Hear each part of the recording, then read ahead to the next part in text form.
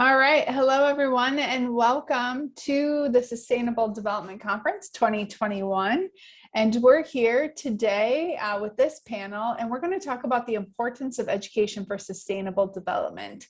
I have four incredible panelists, and we're sorry for the delay. We're having a bit of technical difficulties today, so there might be some interesting pictures or sounds coming from our computers today, but we'll work with it. We roll with it.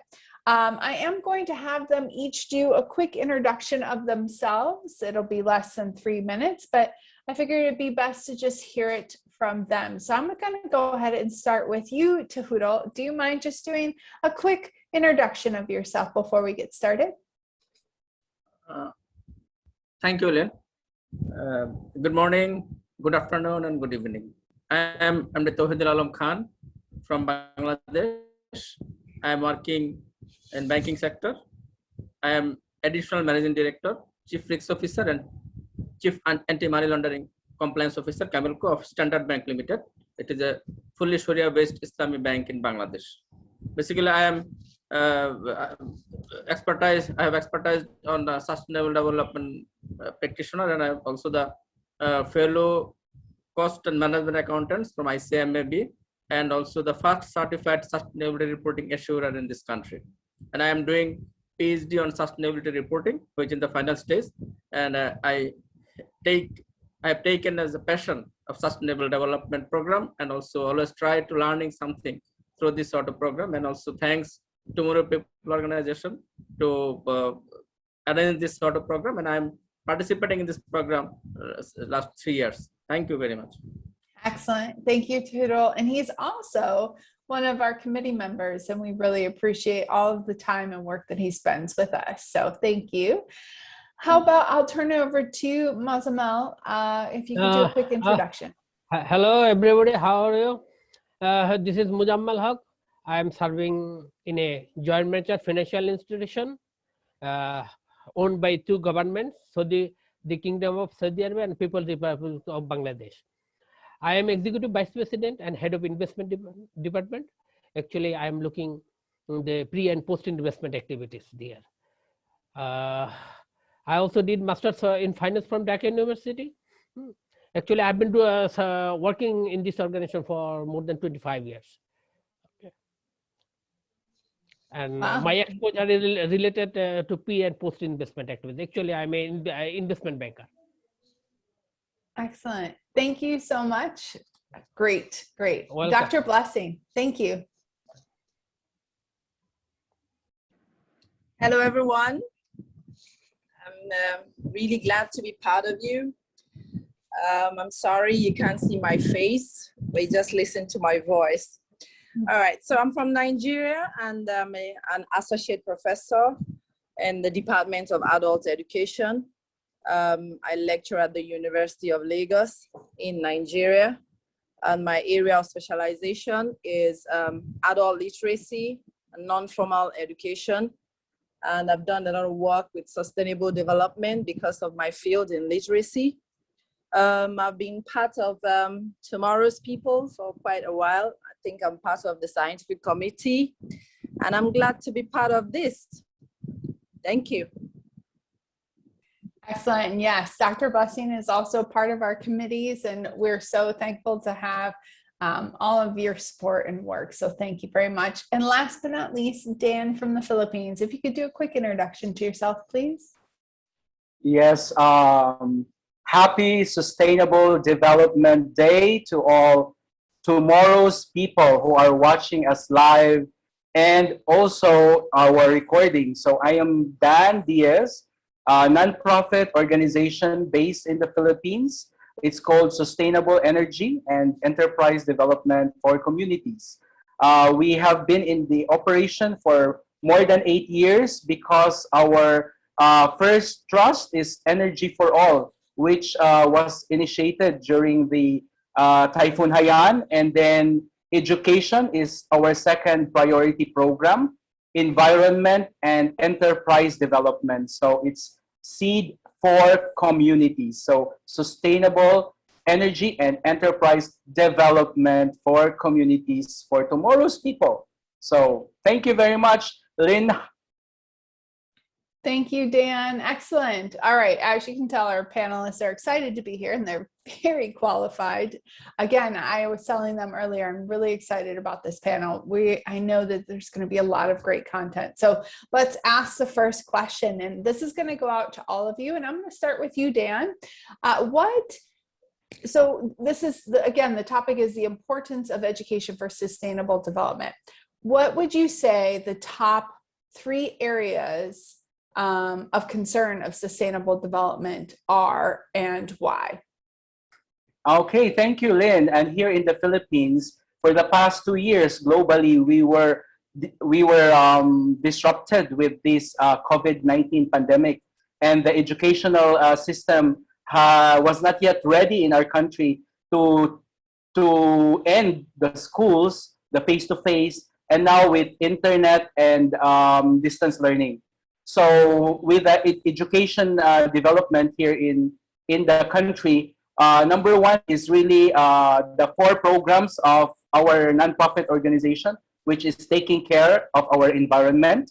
And second is energy access, because once you put energy, whether it's renewable to last mile communities, a lot of opportunities are being enabled. And then third is our education. And the education is not just limited to the 4 corners of the classroom. And these are being emphasized during the last 2 years, that students are engaged not anymore in the classroom setting, but they are asking us as a nonprofit organization to teach them and connect them to communities that needs their research, as well as volunteer their time and efforts and resources to educate more people, especially in our indigenous communities and rural, whether it's island and mountain.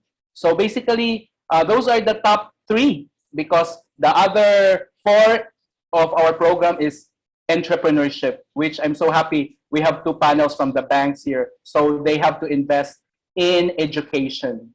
Thank you. Yes, thanks, Dan. How about you, Dr. Blessing? Let's come to you. Same question. Okay, thank you. Well, I would also agree with environment, but in my own area, I would say environment in the sense of looking at things like desertation, degradation, flooding, because here in my country, suddenly this year, aside from COVID, the very next thing that we had as problem was flooding, because suddenly the climate change brought a lot of that.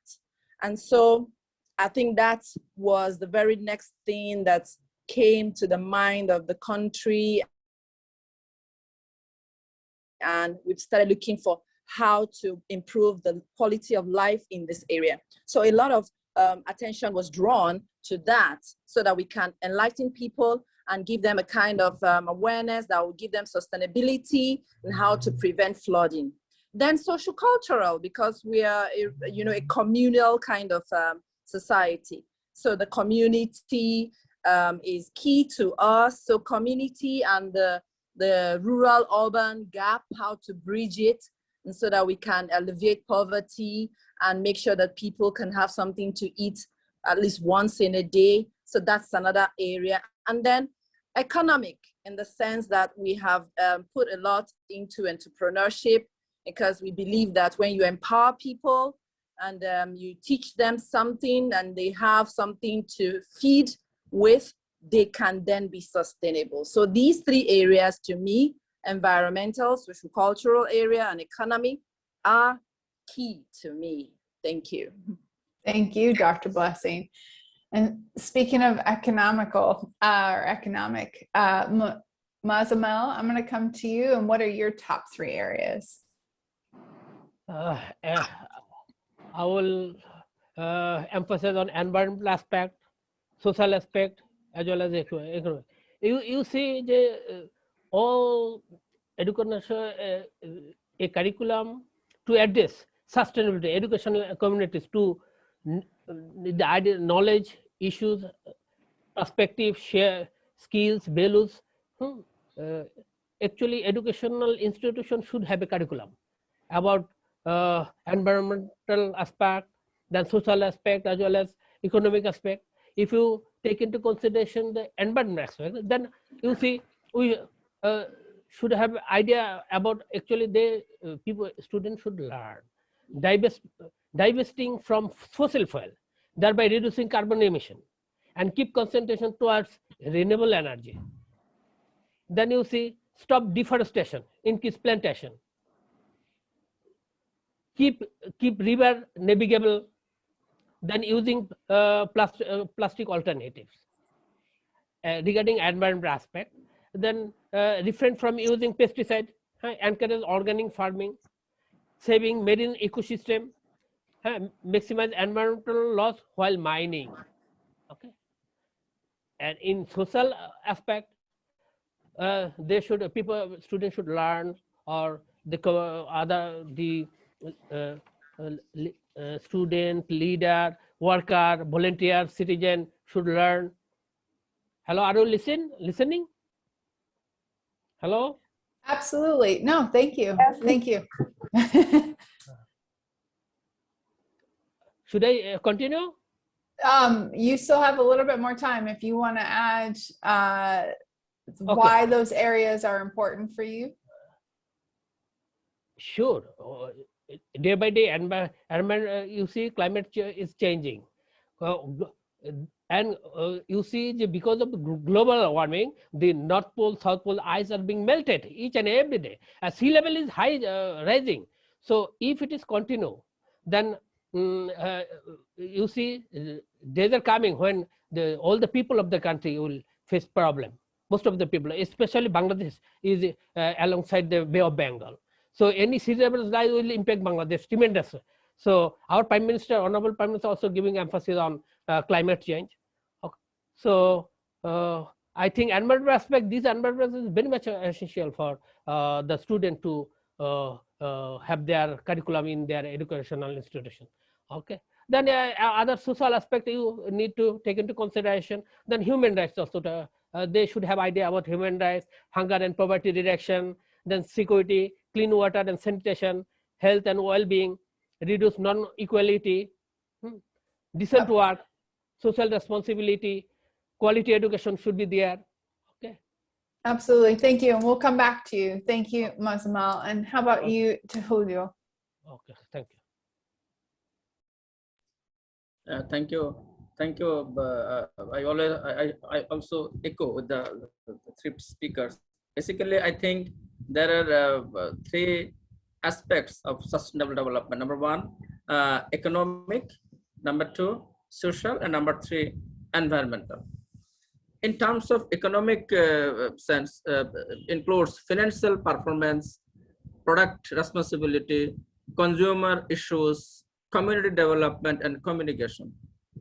If we see in terms of social, that should be government and also fair corporate procedures, and also the labor practices, and also human rights. And thirdly, if we see the environmental aspect, that should include energy, emission, and water. And these themes are followed the triple bottom line process. That means triple bottom line: environmental, social, and economical.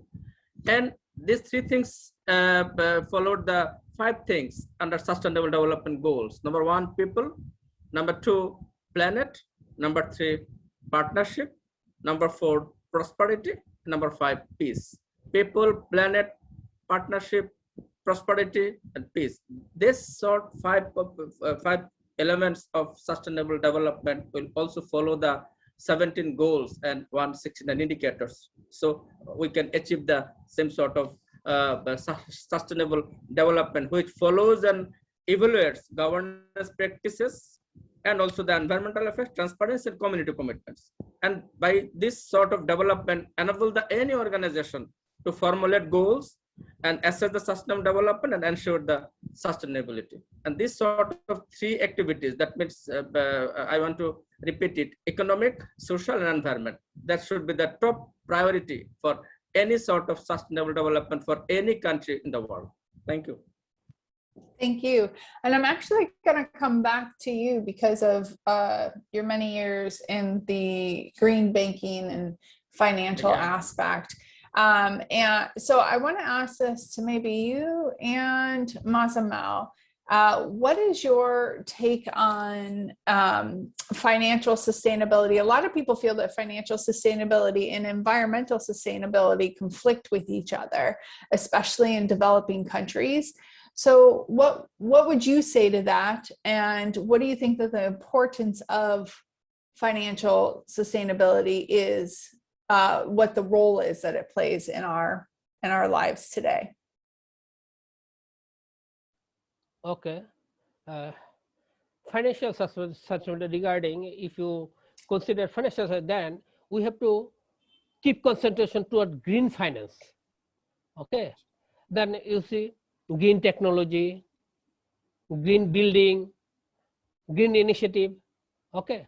For the developing country, actually, they are coming one step and then another. Actually, it's developed country, they are going for renewable energy, solar energy, then windmill. But for the developing country, they are actually starting. They are going for solar energy, and it is not actually possible for the least developed country or developing country to go for the renewable energy. Or actually, the developed country, they are actually constituted for total energy. They have windmill as well solar energy around 80% of that solar is 70 to 80%. But it is not possible for the actually developing country unless they are coming. Actually, they are implementing step by step. They are implementing. So economic, financial problem is there because they are not that much financially solvent. That's why they are not. This is not possible to go for the renewable energy. But I think in the near future, each and every country has to adopt the renewable energy. Okay. All right, thank you. How about you, Touhidul? What is your take on this subject? Thank you. I think financial sustainability is very important for assuring the global sustainable development.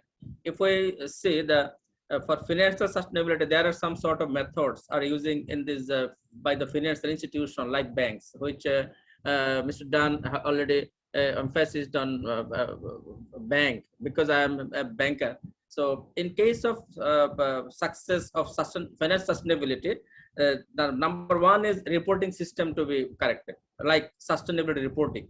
So you know that the Global Reporting Initiative are preparing the sustainability reporting for any organization in case of small, medium, micro, and also the large organization. So if you want to do something financial sustainability, you must have to commit how you can finance for financing activities will not be the environmental hazardous. So I will also speak on green banking thereafter, but financial sustainability depends on the financial activities of any organization, how he can achieve his sustainable finance or sustainable activities through three aspects: economic, social, and environment. All financial sustainability depends on this sort of three activities, so that an organization can report through sustainable way, so that organization can be reflected and all stakeholders can decide, can invest without any hassle that these organizations are sustainable. Thank you. Thank you very much. And Dan, I'm going to come to you because I know entrepreneurship is one of the parts of your program, of your company. And so what do you think your role of either teaching or developing or honoring the entrepreneur mind can help in sustainable development? Yes, we have to emphasize that in any development, there is destruction to nature. For example, here in the Philippines, there are rampant development because of the program of the government, the build, build, build. But we are getting a lot of materials from the mountain. So we are doing a lot of quarry and then dumping these quarry materials to our reef in the coastal area. So the question is, you want to have a cheaper land by reclamation, but you have biodiversity laws which are not valuable in the financial. So this is also a problem. And in fact, we talk about renewable energy. It's about time that we have to invest our finances to green economy, because what will happen if we get all the loss of the fossil fuel base? So now we will have another crash on energy. So we have to invest in renewable. Here in the country, we do a lot of enterprise on the grassroots. So helping the parents of our students who are farmers and fisher folks, helping them connect to market access, using online that people can still order online of their products, as well as capacitate them to higher value of their produced goods and services. And currently, we are working with young people who are in the non-formal education, meaning they are not in the 8-hour classroom, they are non-formal. So to develop an entrepreneurial experience, because we will get partner company to provide the assistance wherein they can sell the products or they can buy. You know, it's difficult for them to create their own business model or business a proposal because they're still young. But we want to have them hands-on experience. So in the education system right now, we are teaching upcycling, and we encourage the teachers to sell their products through our NGO or through cooperative. So students can have research or project-based, and through creative way, they can also earn. So those are the most basic, and the importance on the internet for more reach, and the logistics and the payment gateway that are mobile, you know, where we have that. So thank you. And lastly, the importance of the stakeholders, no? Meaning we have to buy, because we train, we capacitate, and then they produce product and no one's buying. And we say, support eco-friendly, so buy local. And that's the only way to strengthen our local economy, by being their supporters locally as well. So thank you. Thank you, Dan. Dr. Blessing, hopefully we can hear you. I know you've been having some technical difficulties. Are you back? Excellent. Yeah. Okay, great. Okay, so I'm going to bring it over to you and ask, what's your take on sustainability being taught in school and at the different levels? So how do you think that they're doing a good job? What are some things that they should be teaching at the different levels of school? And I'm going to come to a few of you with this question. Yeah, all right. Well, I'm just going to say that I would have more information about the higher institution, because maybe that's where I am, you know, so based.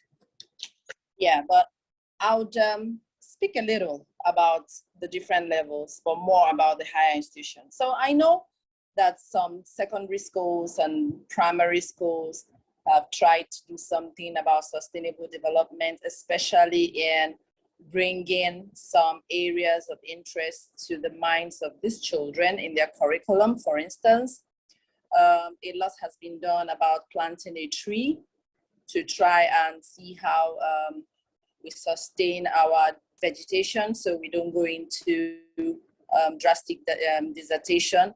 And so this has started from the primary schools, where children are taught the fact that they need to pay a lot of interest in planting. And then in order to also expose them to green energy, a lot is also done about beautification at that level. But at the higher institution, you know, personally, from the institution where I teach at the University of Lagos, a lot has been done.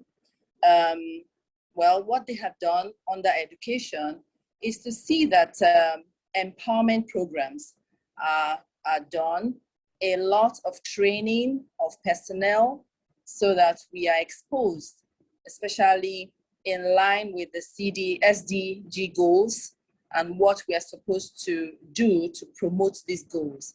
So you have research areas that are tilted towards promoting SDG topics. We have interdisciplinary research going on in order to enforce maintaining of health, coming together to see programs that can be done to alleviate poverty, trying to bring about improving entrepreneurship, education and center, so that a lot more people have skills. And with skills, we believe that they are able to sustain themselves to a large extent economically, and then change their quality of life. Then, of course, the governance, the school management also aligned to the structure as outlined for us under the SDG Goal 4.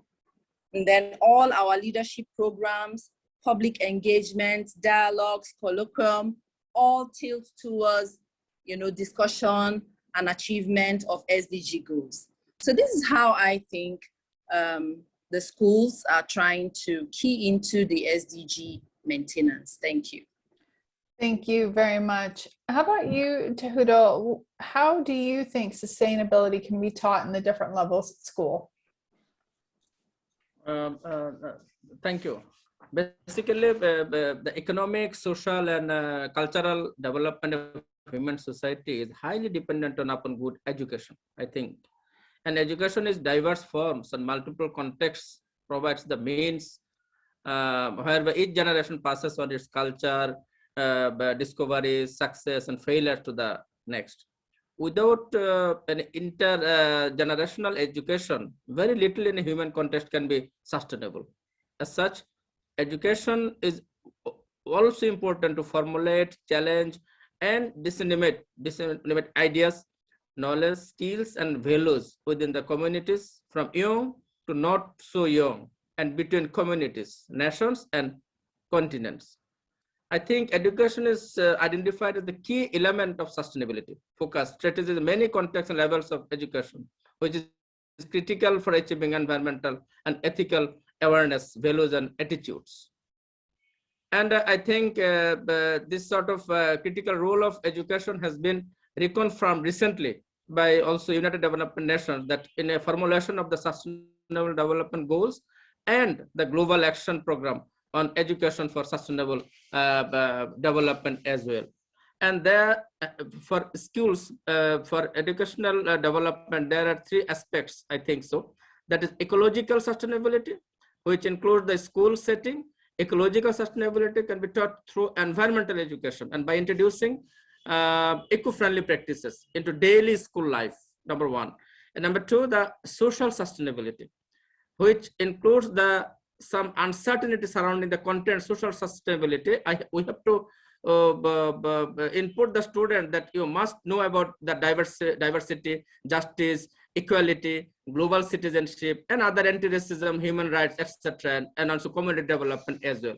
And number third is the economic sustainability.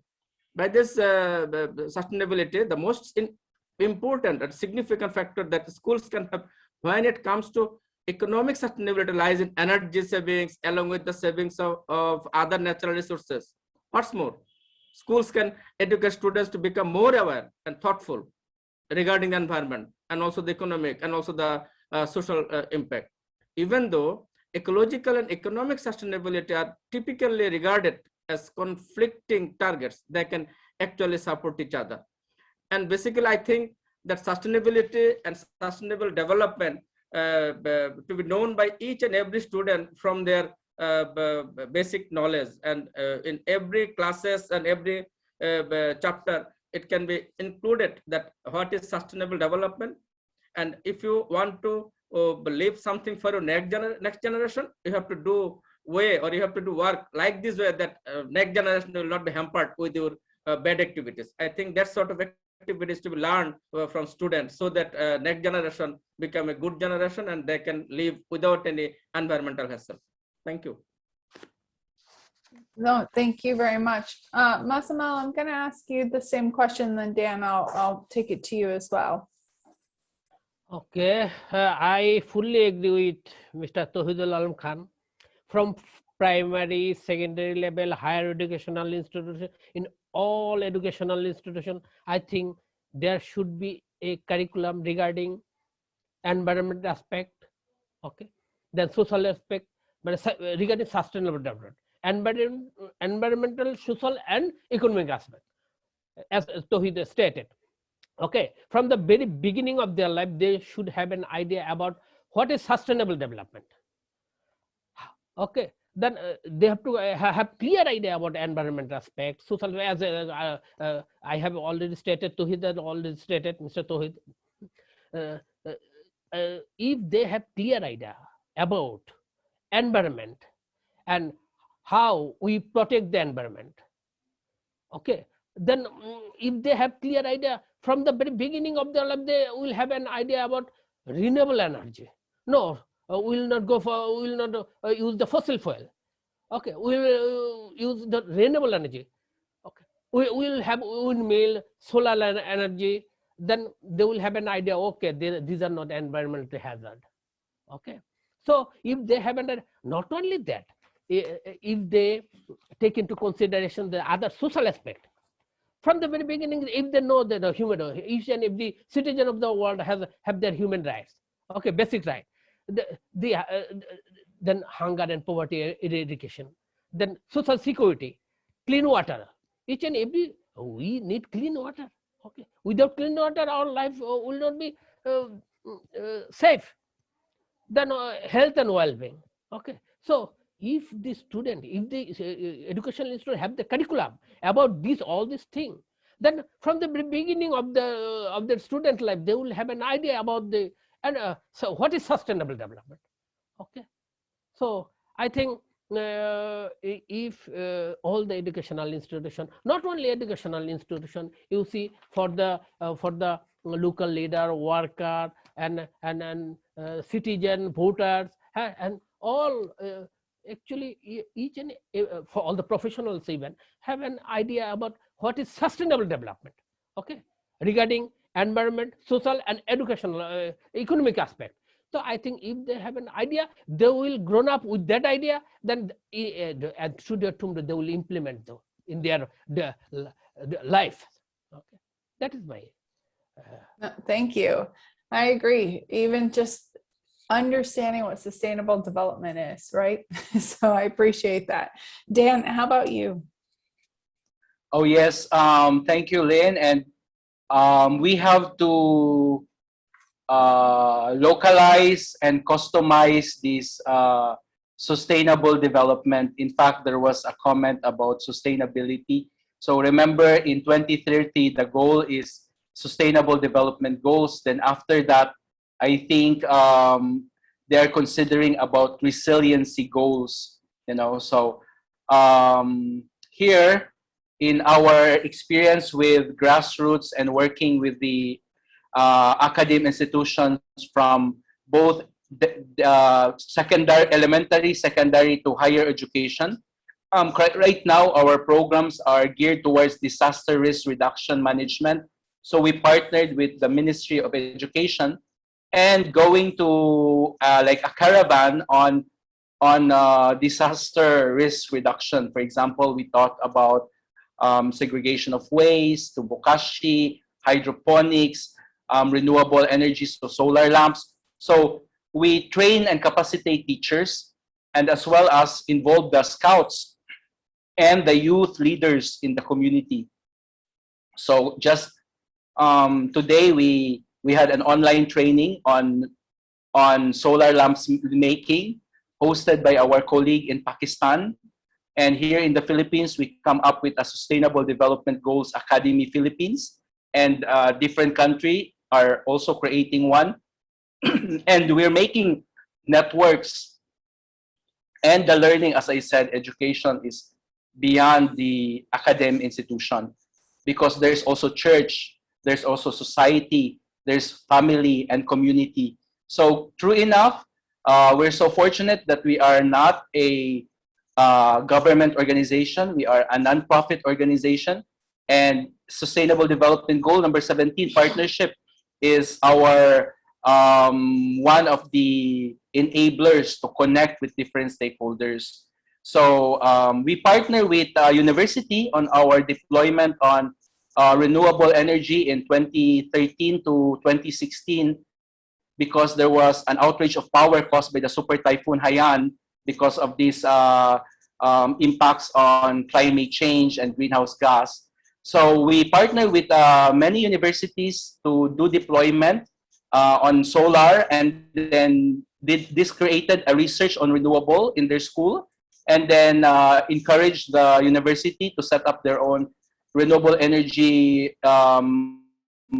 courses, and their staff are now in UK being trained on research on renewables and how it can be applied in local setting. So there are many ways to translate these SDGs in the formal and informal communities. So all partners are needed. Absolutely. Thank you, Dan.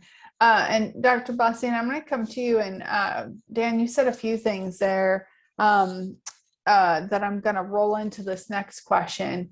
But essentially, the next question, and I'll bring it to all of you just because you all have a variation of a different variety of position, is how can we develop or encourage developing more critical thinking mindsets when it comes to sustainability? And I want to add in a proactive approach, because Dan had mentioned that, you know, there's a lot about sustainable development in the reactive sense, even worldwide with global warming. Like, even though we were being warned for years, now we tend to be in a more reactive state. So how can we, or what can we do to really help our communities and our students or whatnot develop more of a critical mindset and more of a proactive approach when it comes to sustainable development? And Dr. Blessy, I'm going to come to you first, and this is going to be for all of you. Okay, thank you so much. Yeah, well, I would start by looking at what critical thinking mindset could be. And I would say that this is when you look around and have a kind of self-awareness of what the problems are within your environment. By the time you're able to understand that, it leads you to a kind of mental process where you begin to ask yourself questions about, you know, the sustainability level of your environment or your community. And I think from that point, you can then evaluate the existing evidences around you and then say, okay, it means I need a form of sustainability. Now, to move to how that can affect our sustainability or our level of sustainability, I'll give you an example of what we were able to do here within the students in my class. Now, the adult students in my class majorly come because they cannot read and write, and they have challenges in their environments that they need to look for a way out.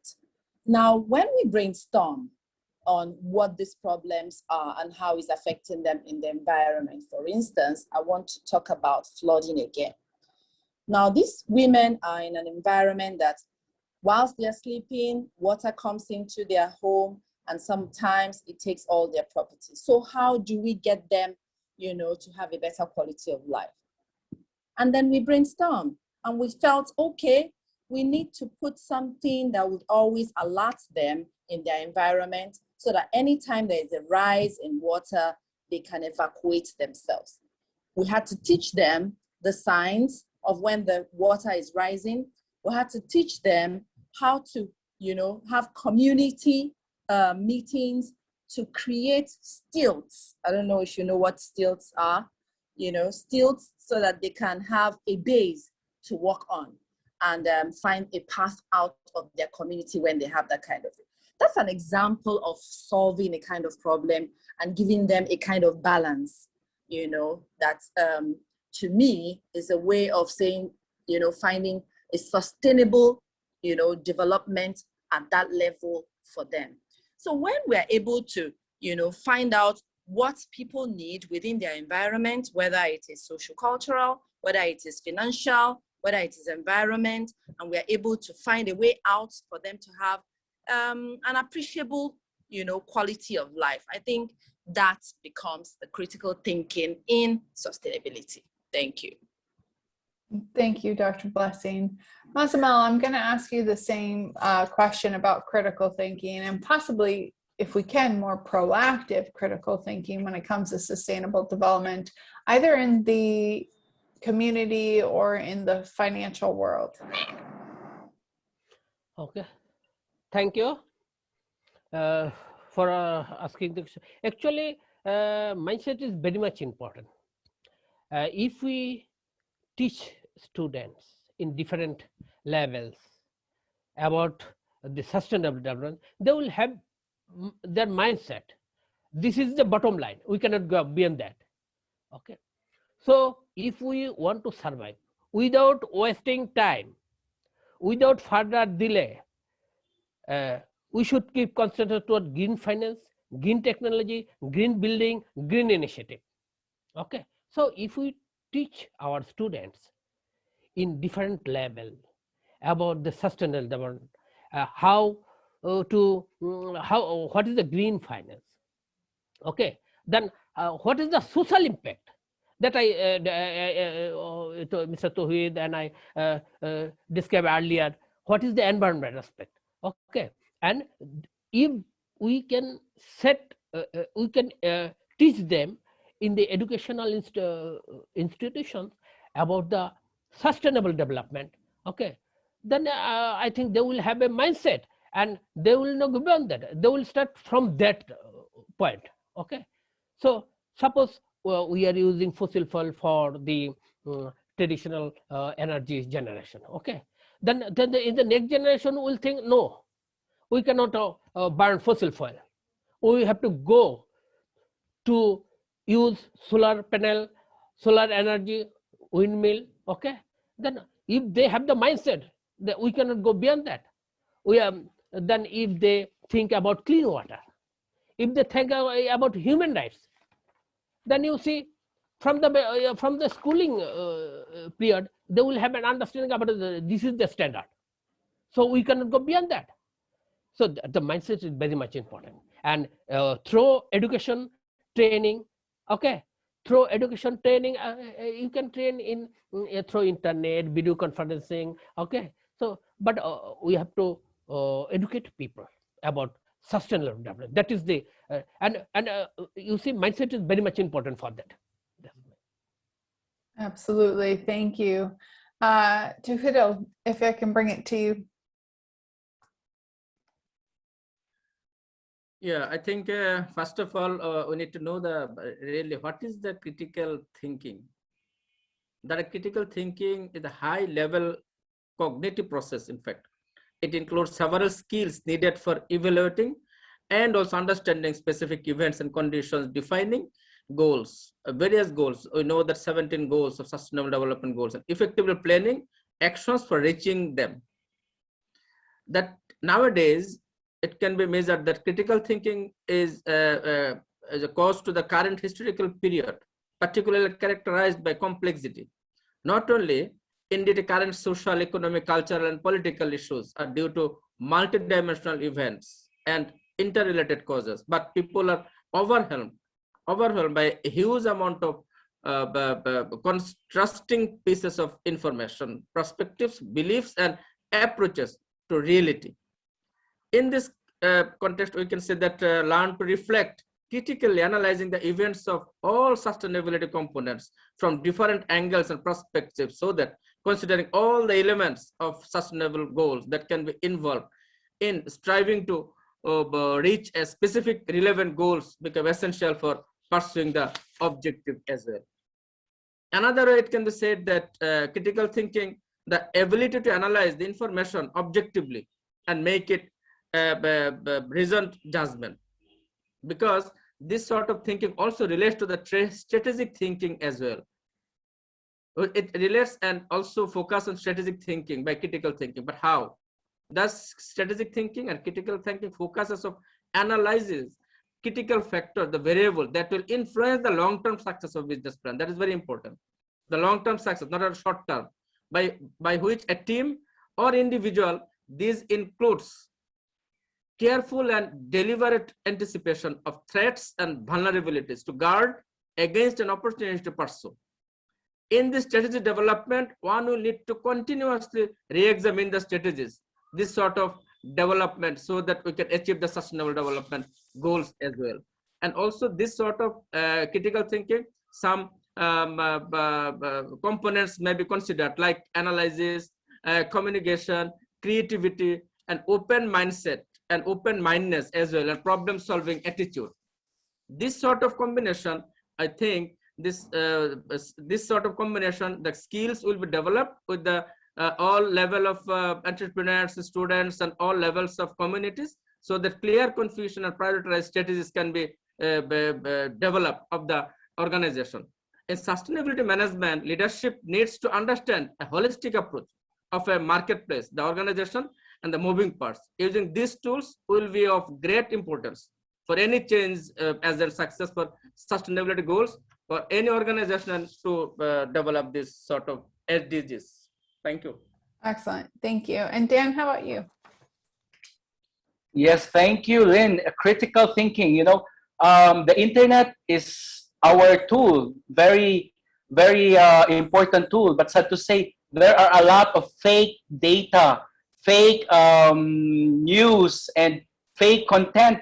So as an educator in the higher level, we should be creating this alarm button because, for example, here in the Philippines, I think we have so much online trollers here, and the election is coming. So people are now confused, especially young people who thought that these persons are, doing good, and they don't have so much, the facts presented, like TikTok, like all these social media that they saw online, sad to say, are not true, are not factual. So this is our role, right, as an education. We have to do more research, publish, and then share that to adapt to communities. And because of those research made, we don't want just to be in the books on the library. We want it to be actualized in local community. And that's why this Tomorrow People Sustainable Development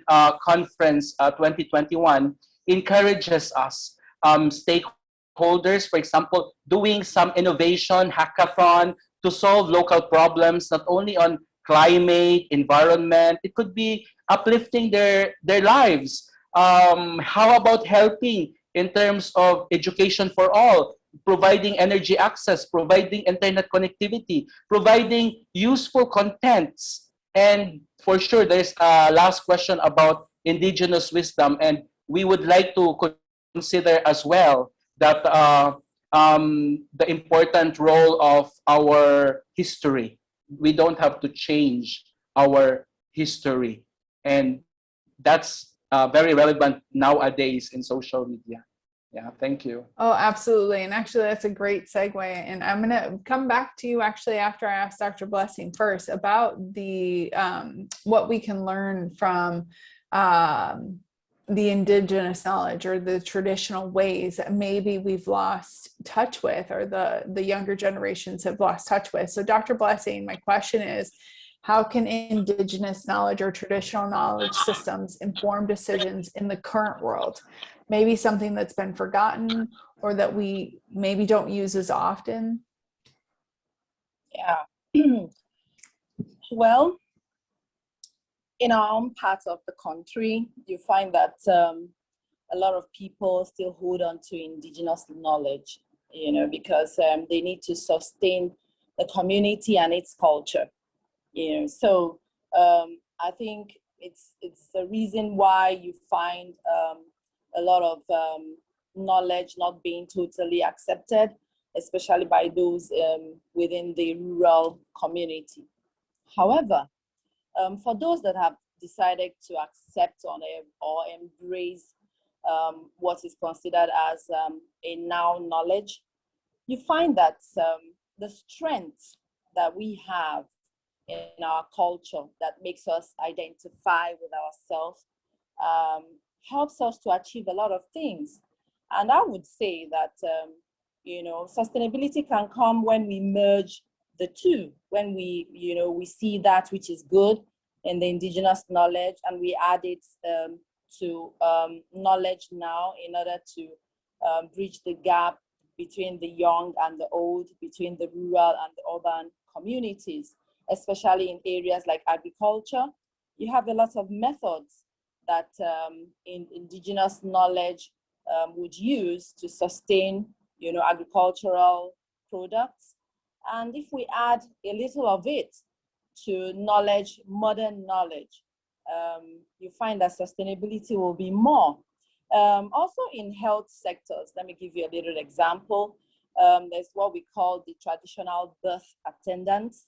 These are people that help women in the rural areas to give birth to children where you don't have the hospital.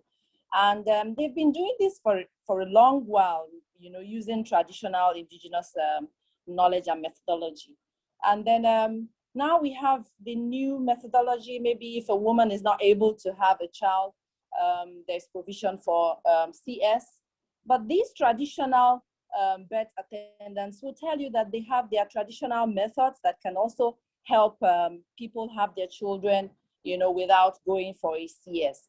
Now that bridge, that combination of the two can strengthen sustainability, you know, and can help maintain the health sector, the agricultural sector, as the case may be, if only we can just embrace them more and not see that this indigenous knowledge is probably of old, and then just embrace that which is coming today. So I would say that the indigenous knowledge should be together with the modern knowledge for sustainability to be enhanced. Thank you. Thank you, Dr. Blessing. And Dan, I'm going to bring the question right back to you as well, because I know you've mentioned it a few times. Yeah, thank you, Lynn. True, you know, my first contact with indigenous people, they are the people in the southern part of the Philippines. They are the Manobo tribe, and they live on floating homes and villages on the marsh. And it's so hard to go there. You have at least 2 hours to ride a boat, then get off from that boat, and then walk, and then take another small boat to reach their community. And I told them in the evening during our first contact, I told them, you know, very bluntly, how come you live here? It's so far. Why are you living in this place? You know? And they say to me, honestly, they say this place is sacred. This is where we live. Our great-great-grandfathers lived here, and we get all our food from here. So that was, you know, I will never forget it. And when we treat our resources as sacred, yeah, so you will have to protect it.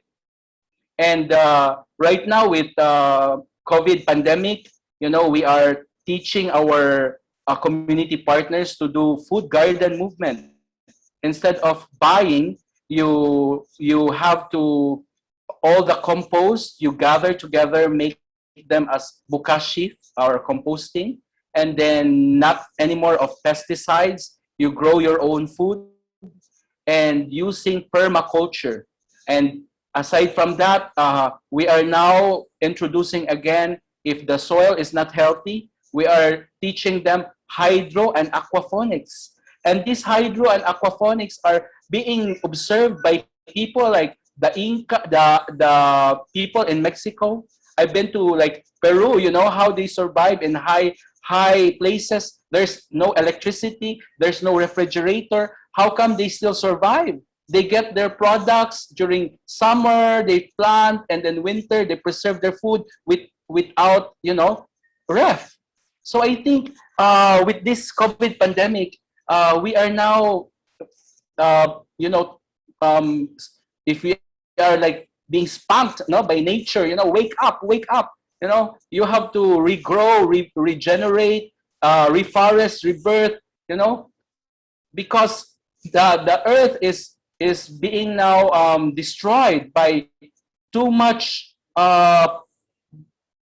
degradation of profit oriented by greed, and we know that already. And that's why this call for the stakeholders engagement, critical, and investment, hackathons, invest in local innovations is very important, and the academe role is needed here. And I thank SDC 2020, Tomorrow's People. That's why our name is Tomorrow's People, not today, because for the past. So thank you.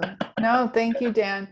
And Touhidul and Mozammel, I'm going to bring the question to you, but I'm going to switch it slightly just because you two have more of a footprint in the corporate side and financial side. So how can the corporate world or the financial world be able to respect or learn from indigenous or traditional ways, or help keep them live in the corporate world or the financial world?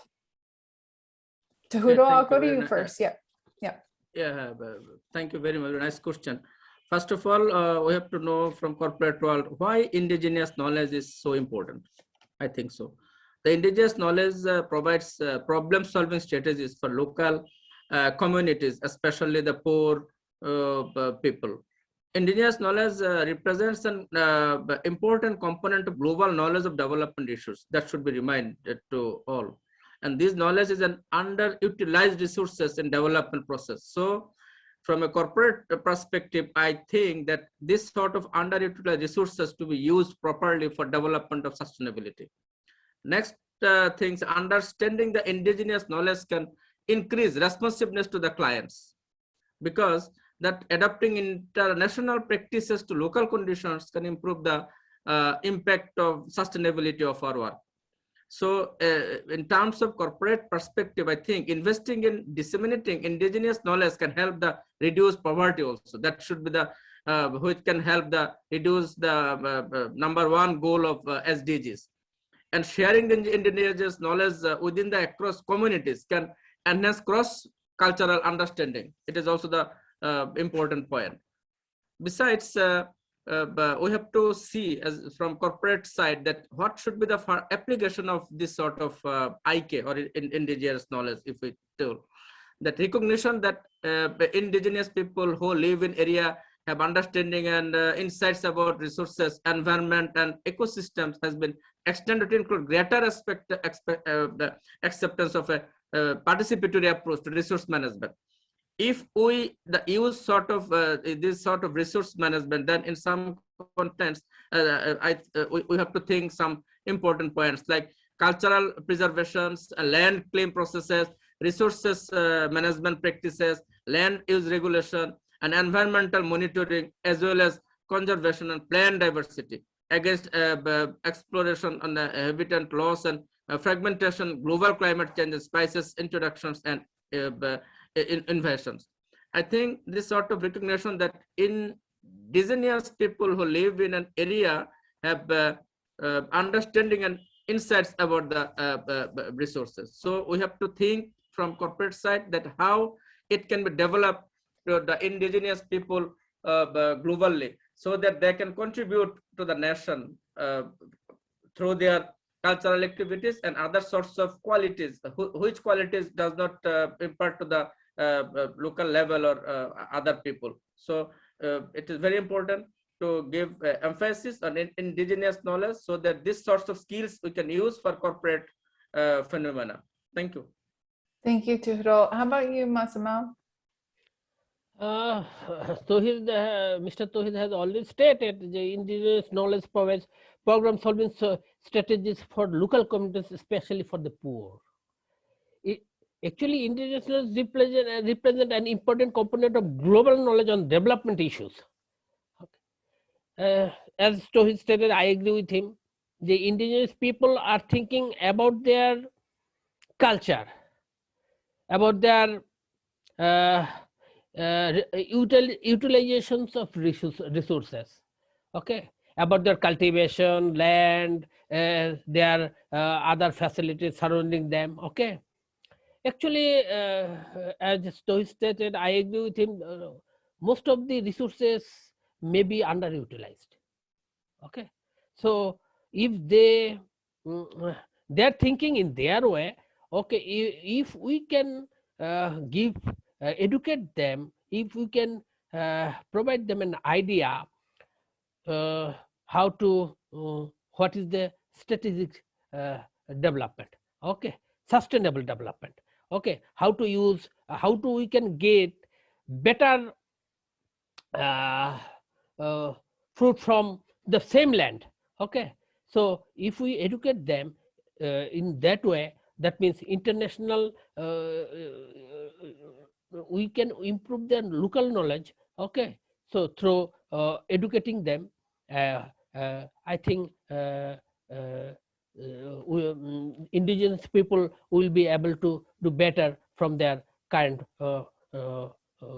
state, actually. Thank you, Mozammel. And I would like to add to that too. It's not just about educating the indigenous or the traditional. It's also educating the corporate or the financial side, so more of the business side, to understand where they're coming from, the indigenous and the more traditional. So that way you can actually speak more, and not in their language as in a different language, but to be able to support them and not just pull them forward, but actually really be able to support them where they're at, I think is a key point that I think I heard one of you say as well. So thank you for that.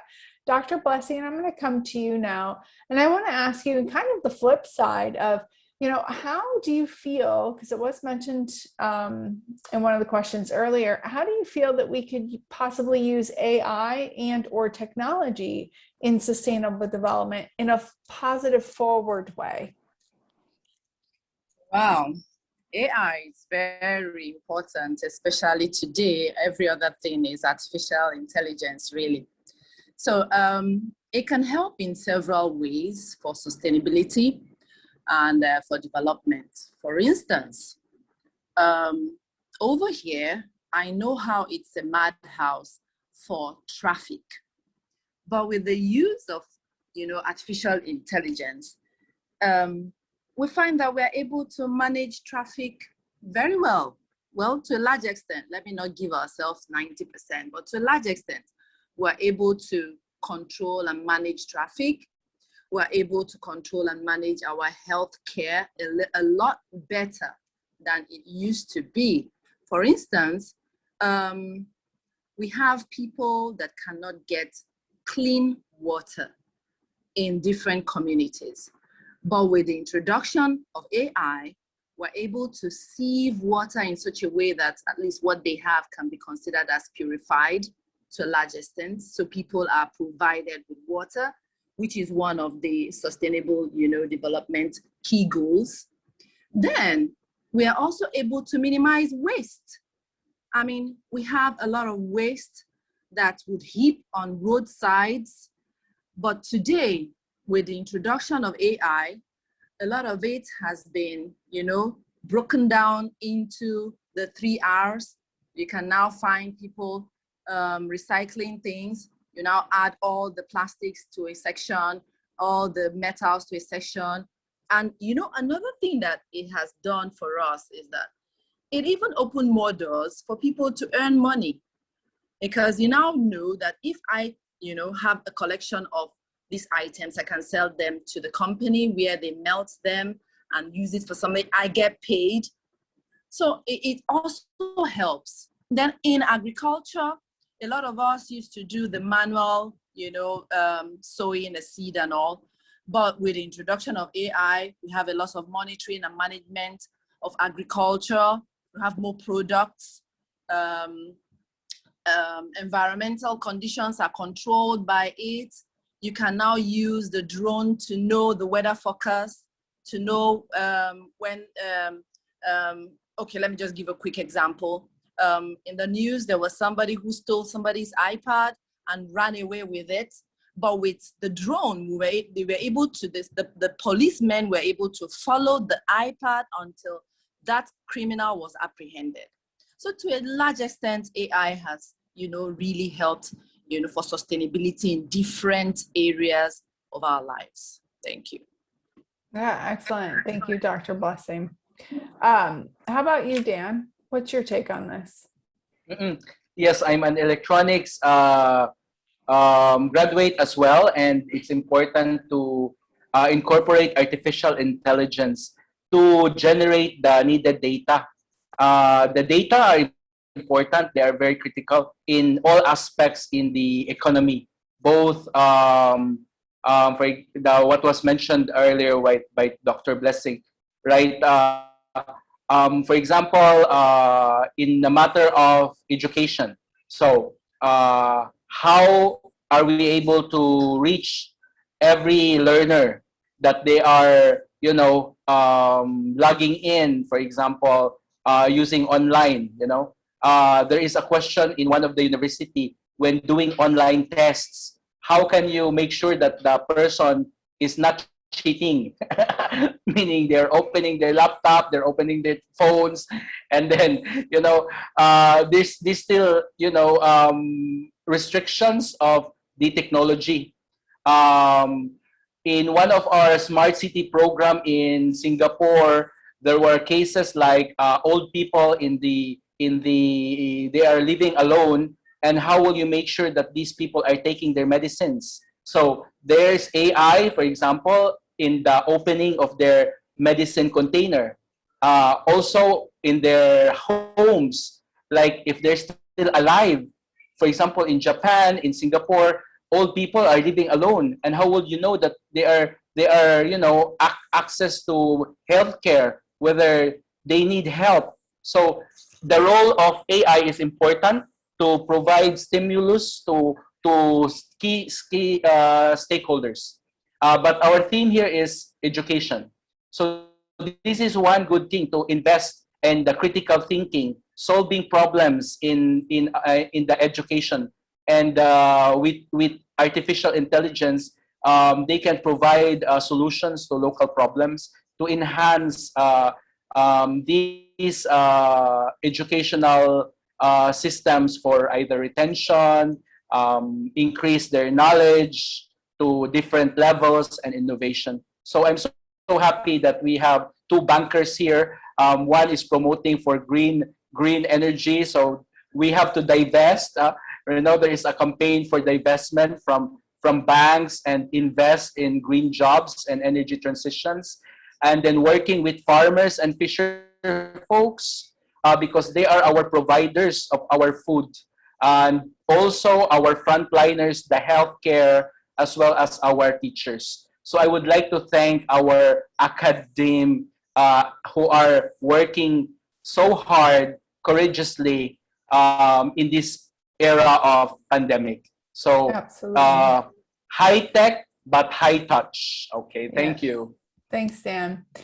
All right, well, we are actually coming close to the end, and I want to save this last question for all four of you, which will get your 3 minutes, is really what can someone do today to either help educate those around them, become more educated themselves? So what would you say to just the common person out there? Like, how can they educate themselves further? Because we heard from Dan, there's lots of false information on the internet about everything out there.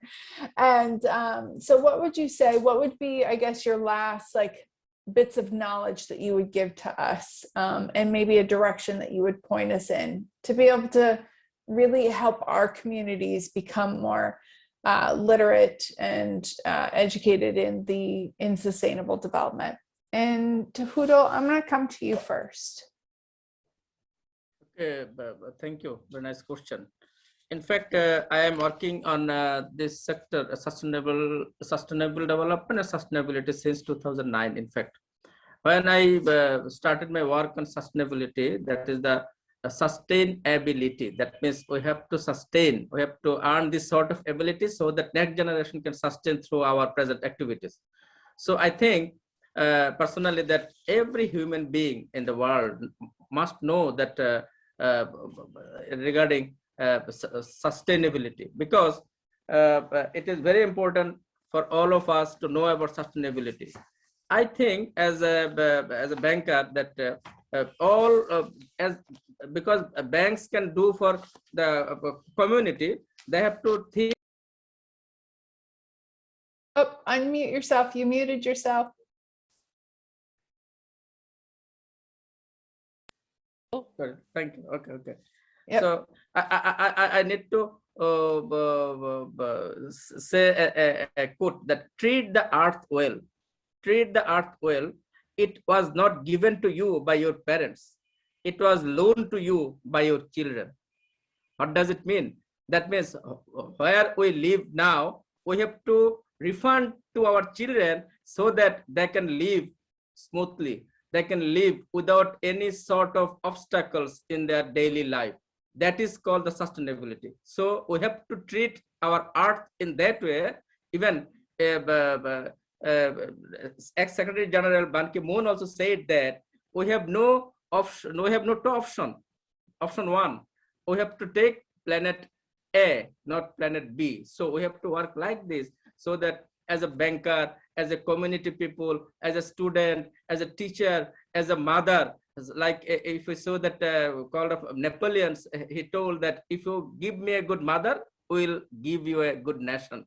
What does it mean? That means we are all our mother. We are all living in the mother native country, so that we love our country like this way, so that next generation or next people, our child can live without any sort of obstacles, and they can live, they can take air without any sort of carbon dioxide or any sort of carbon monoxide or any sort of environmental impact.